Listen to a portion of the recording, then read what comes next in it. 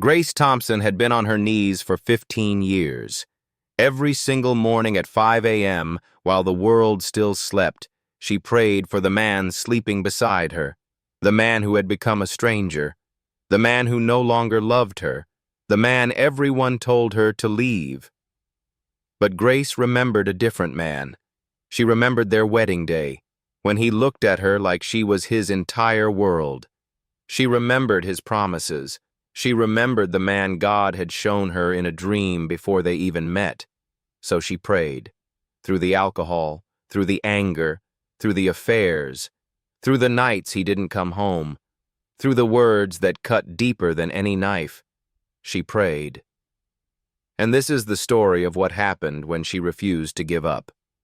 Stay with me until the end, because what God did after 15 years will restore your faith in miracles. Grace met David Thompson in the spring of 2005. She was 23, fresh out of college, working at a small coffee shop in downtown Seattle while figuring out what to do with her life. David was 25, a construction worker with calloused hands and the kindest smile she'd ever seen. He came in every morning at 7:15, always ordered the same thing, black coffee, no sugar, and always left a $5 tip even though his coffee was only $2.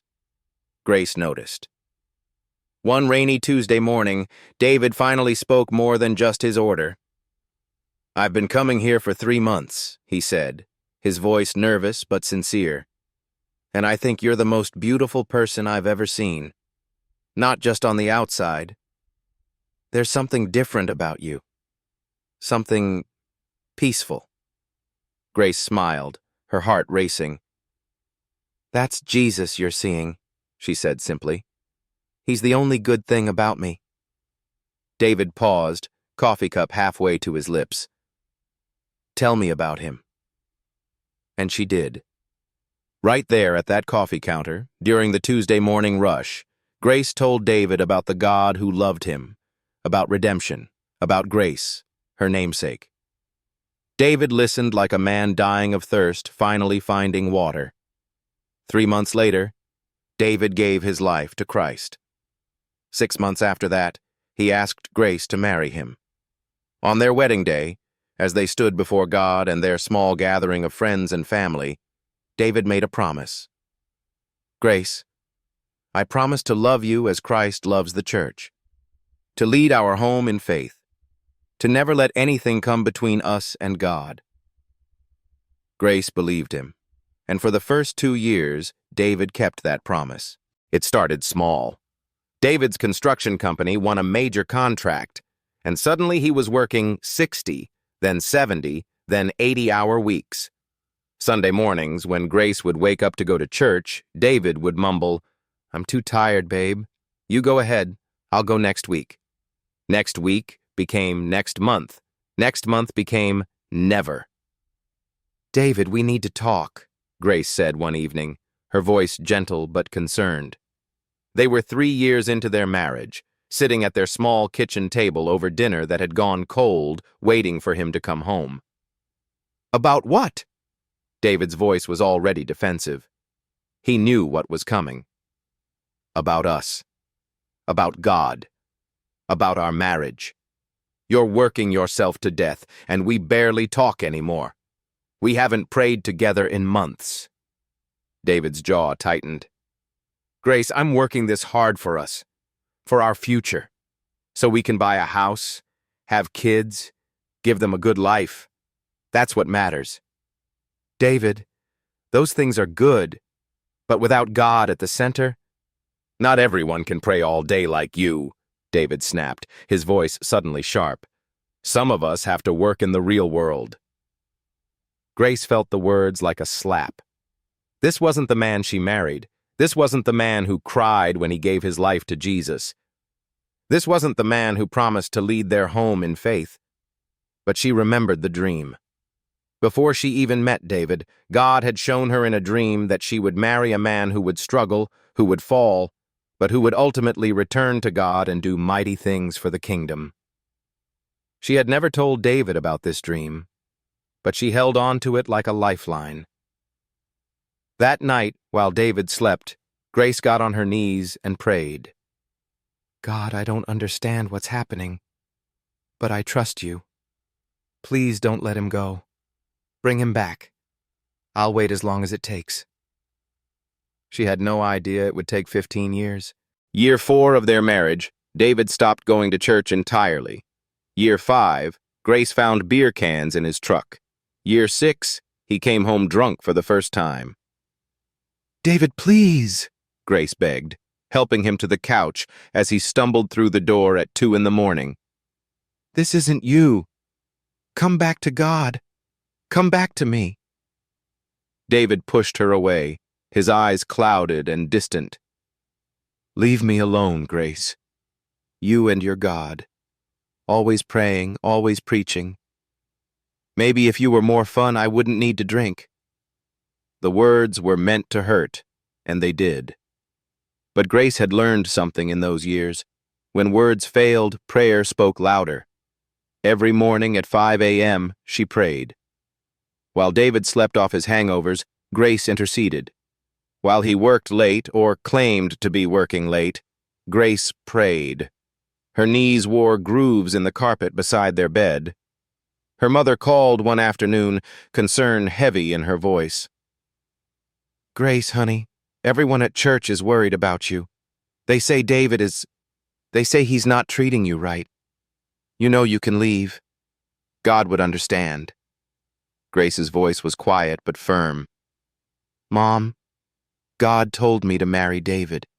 He showed me David would struggle but come back. I'm not leaving. Love doesn't give up.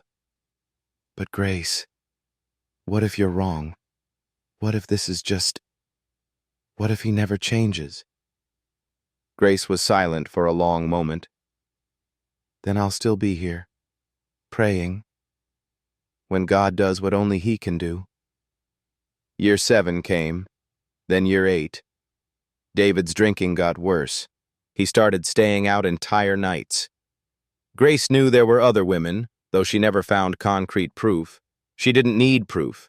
She could see it in his eyes, the guilt, the shame, the darkness consuming the man she loved. Friends stopped calling. Church members whispered. Some suggested she was being foolish, enabling his behavior by staying. Others quietly admired her faithfulness, but doubted anything would change. Grace's journal from year 9 has an entry dated November 15th. God, I'm so tired. My heart feels like it's been broken and rebroken 1,000 times. David barely speaks to me anymore. When he does, it's usually cruel. He says I'm the problem, that my faith is suffocating him, that he never wanted this life. But God, I remember the man who wept at the altar. I remember the man who loved you. I know he's still in there somewhere, buried under all this pain and darkness. Please, God, please don't give up on him. I won't give up on him. But I need you to sustain me because I'm running on empty. Year 10 brought a new low. David lost his job after showing up drunk to a work site. Instead of taking responsibility, he blamed Grace. If you weren't always nagging me about church and God, maybe I could focus on my career. They lost their house. They had to move into a small apartment. Grace picked up extra shifts as a home health aide to pay the bills while David drank away what little money he made from odd jobs. Year 11, Grace's father died. At the funeral, David showed up drunk. Grace's family was mortified. Her brother pulled her aside, anger and pain in his eyes. Grace, this has to stop. Look at him. He's destroying you.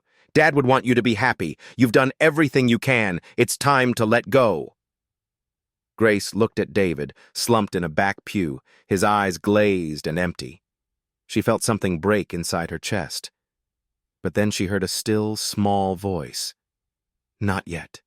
Trust me. Not yet. I can't, she whispered to her brother. God hasn't released me. I have to keep believing. Year 12 brought the darkest moment yet.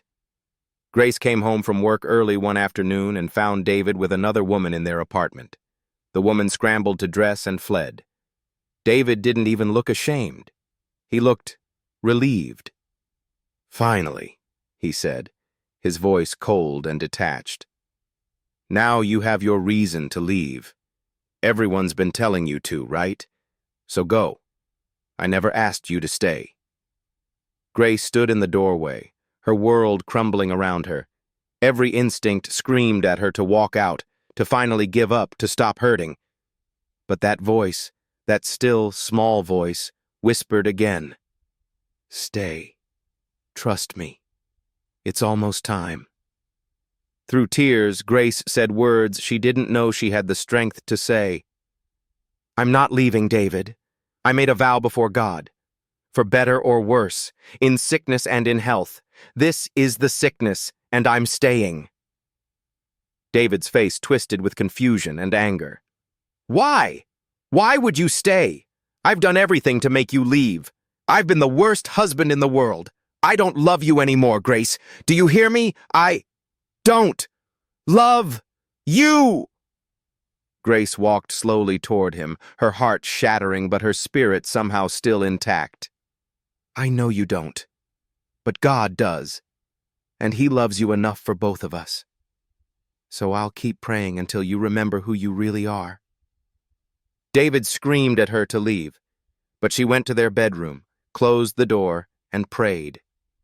She prayed through her sobs. She prayed through her pain. She prayed until her voice gave out and all she could do was whisper, Jesus, Jesus, Jesus. That night, David left. He packed a bag and moved in with a friend. He filed for separation papers. For 3 months, Grace lived alone in that small apartment, and her prayer life intensified. She prayed for 3 to 4 hours every morning. She fasted. She worshipped.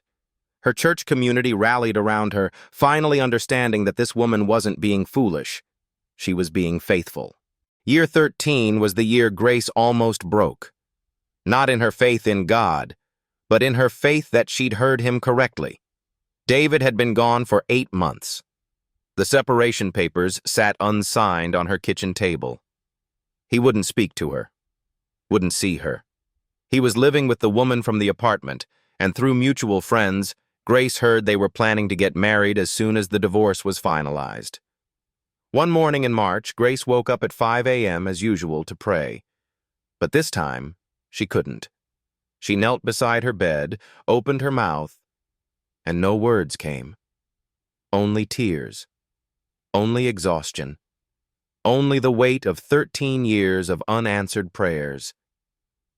God, she finally whispered, I need to know. Did I hear you wrong? Was I just being stubborn? Prideful? Was I holding on to something you were trying to free me from? She sat in the silence, waiting for an answer.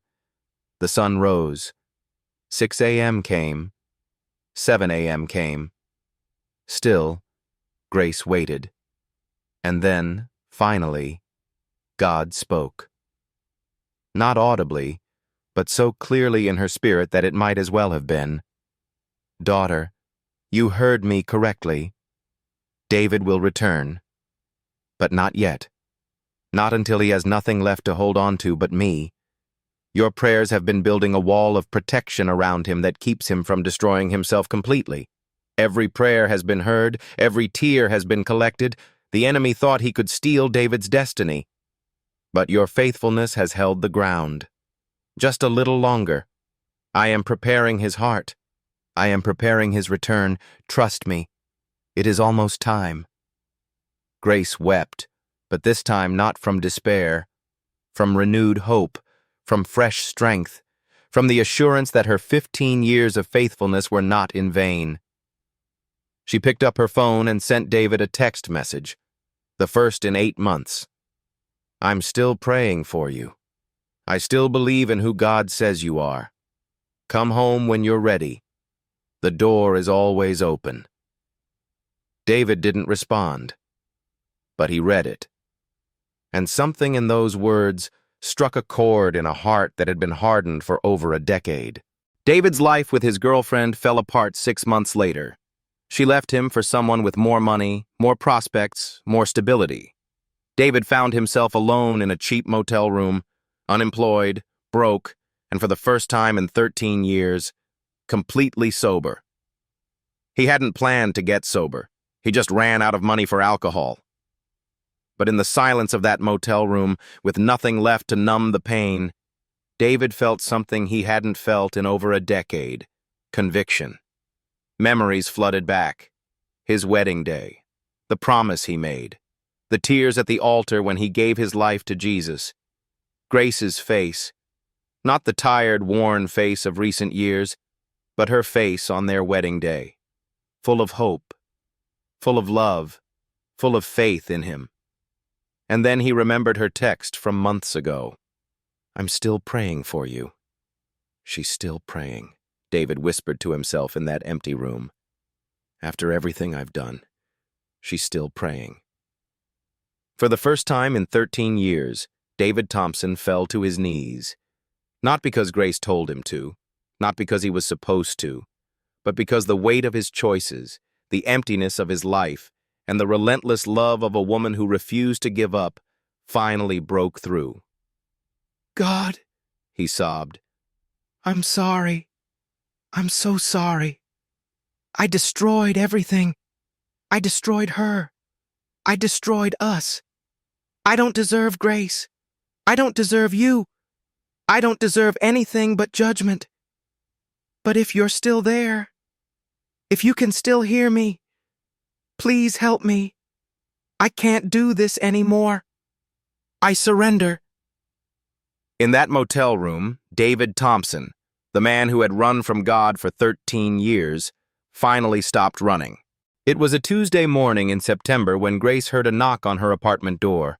She wasn't expecting anyone. She opened it and froze. David stood there, and yet he didn't look like the David who had left. He was thinner. His eyes were clear for the first time in years, and he was crying. "Grace," he whispered, his voice breaking. "I don't have any right to be here. I don't have any right to ask you for anything. But I need to tell you, I'm sorry. I'm so sorry." Grace's hand flew to her mouth, tears already streaming down her face. David continued, his words tumbling out between sobs. "I've been sober for 4 months. I've been going to AA meetings. I've been going to church.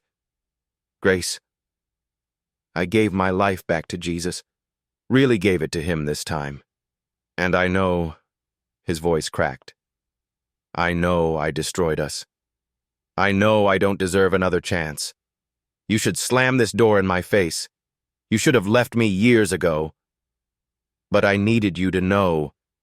Everything you said, everything you prayed, everything you believed about me when I didn't believe in myself, you were right. God was working. He never gave up on me. And you never gave up on me." He fell to his knees on her doorstep. "I'm not asking you to take me back. I'm not asking you to trust me. I just needed to look you in the eyes and tell you, you were the most faithful representation of Christ I've ever seen. You loved me when I was completely unlovable. And whether we ever fix this marriage or not, I want to spend the rest of my life becoming the man you always believed I could be." Grace stepped forward, tears flowing freely now. She knelt down in front of her husband, the man she had prayed for every single morning for 15 years, and she said something only God's grace could have enabled. "Welcome home, David. I knew you'd come back." She didn't know what the future held. She didn't know if they could rebuild what had been shattered. But in that moment, kneeling together on her doorstep, they prayed. For the first time in 13 years, David and Grace Thompson prayed together. And God, who had been working behind the scenes all along, smiled. Now I need to tell you, this story doesn't end with an instant fairy tale. Grace and David didn't fix 15 years of damage overnight. They went to counseling. They went to marriage therapy. They rebuilt slowly, carefully, this time with God at the center. David got a job. He stayed sober, one day at a time. He went to every church service. He led their home in prayer. He became the spiritual leader Grace had prayed for all those years. Grace had to learn to trust again. She had to heal from betrayal, wounds, and years of heartbreak. But with God's help, she did. 2 years after David's return, on their 17th wedding anniversary, they renewed their vows. This time, the church was packed. Everyone who had watched Grace's faithfulness, everyone who had seen her refuse to give up, everyone who had witnessed her 15 years of prayer, they came to celebrate the miracle. As they stood at the altar, David took the microphone, his voice steady and full. 15 years ago, I broke every promise I made to this woman. I was cruel. I was selfish. I was everything a husband shouldn't be. She had every biblical right to leave me, but she didn't. You know why? Because she heard from God. Before we even got married, God showed her I would fall, but I would come back. And she believed God more than she believed what she saw. He turned to Grace, tears running down his face. Baby, your faithfulness saved my life. Your prayers changed me. You are the reason I'm standing here today. And I promise you, before God and everyone here, I will spend the rest of my life proving that your 15 years of faith were not wasted. There wasn't a dry eye in the building, but the miracle wasn't finished. 3 months after their vow renewal, Grace discovered she was pregnant. Remember, they had been married 17 years. Doctors had told her long ago she likely couldn't have children. She had mourned that loss quietly through all the dark years. But God. On their 18th anniversary, Grace gave birth to a healthy baby boy. They named him Samuel, meaning God has heard, because God had heard every single one of Grace's prayers. Today, 5 years later, David Thompson is a men's ministry leader at their church. He counsels men struggling with addiction, broken marriages, and hopelessness. He shares his story openly, never hiding the depth of his fall, always pointing to God's grace and his wife's faithfulness. Grace leads a prayer group for wives of difficult husbands. She tells them what she learned. Don't pray for your situation to change. Pray for God's will to be done, and trust that your faithfulness is never wasted. Grace's story teaches us something powerful. Faithful prayer is never wasted, even when we can't see God working, even when it takes 15 years, even when everyone tells us to give up. God is always at work behind the scenes. The Bible tells us in Galatians 6:9, "Let us not become weary in doing good, for at the proper time we will reap a harvest if we do not give up." Grace didn't give up. For 15 years, she sowed prayers. And in God's perfect timing, she reaped a harvest beyond anything she could have imagined. Maybe you're watching this and you're praying for someone, a spouse, a child, a parent, a friend, and it's been years, and you're tired, and you're wondering if God is even listening. Let Grace's story encourage you. He is listening. Every prayer matters. Every tear is collected. Every faithful day counts. Your persistence in prayer is building something in the spiritual realm that you cannot yet see. 1 Peter chapter 3:1 tells wives that they can win their husbands without words, by their conduct. Grace lived this out. She didn't nag. She didn't manipulate. She didn't give up. She just prayed. She just loved. She just believed. And God honored her faithfulness. Maybe you're the David in this story. You've run from God. You've hurt the people who love you. You've destroyed blessings God put in your life. Let me tell you something. It's not too late. David came back after 13 years. God was still waiting, and God is still waiting for you. The story of Grace and David Thompson is a reminder that our God is a God of restoration. He restores broken people. He restores broken marriages. He restores broken lives. Nothing is beyond his reach. If this story touched your heart, share it with someone who needs to hear it. Subscribe for more stories of God's faithfulness, and leave a comment. Are you a Grace in someone's life? Or are you a David who needs to come home? Let's encourage each other in faith. As we close, let me pray for you. Father God, for everyone watching this who is in the middle of their 15 years, strengthen them. Let them know their prayers are heard, their faithfulness matters, their tears are not wasted. For every David watching, call them home. Break through the hardness, bring them to their knees. And for every Grace watching, sustain them. Give them supernatural endurance. Let them not grow weary in doing good. We trust you with the timing. We trust you with the outcome. We trust you with the miracle. In Jesus' name, amen. Thank you for watching. I'll see you in the next story.